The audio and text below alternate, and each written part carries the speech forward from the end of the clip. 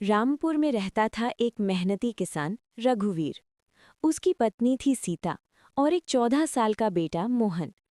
रघुवीर बहुत ईमानदार और मेहनती इंसान था, लेकिन पिछले 2 सालों से बारिश कम होने के कारण उसकी फसल अच्छी नहीं हो रही थी।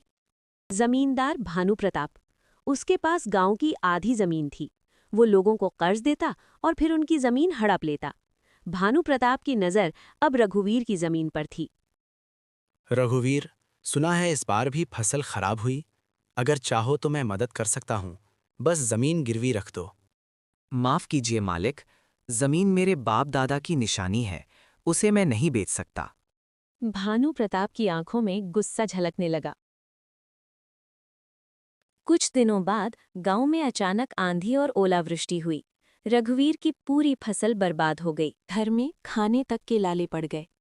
मोहन ये सब देख रहा था। उसके दिल में कुछ करने की ठान ली।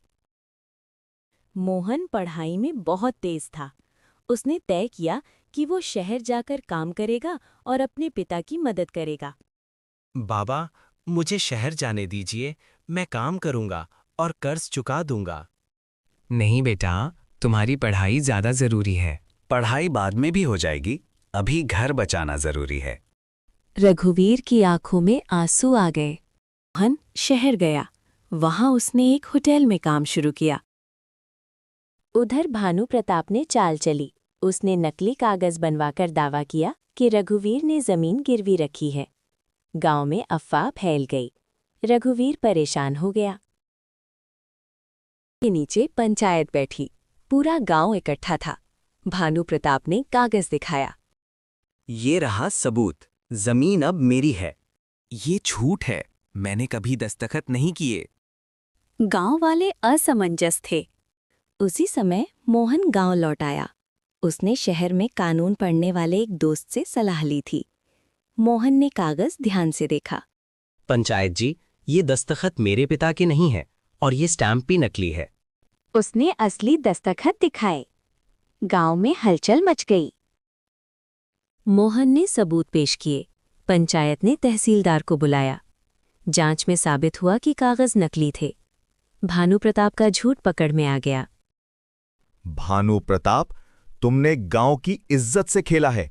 तुम्हें जुर्माना देना होगा और सबके सामने माफी मांगनी होगी। गांव वालों ने मिलकर रघुवीर की मदद की। सबने थोड़ी थोड़ी रकम और बीज दिए। अगले साल बारिश अच्छी हुई। खेत लहलहा उठे। मोहन की पढ़ाई भी फिर शुरू हो गई।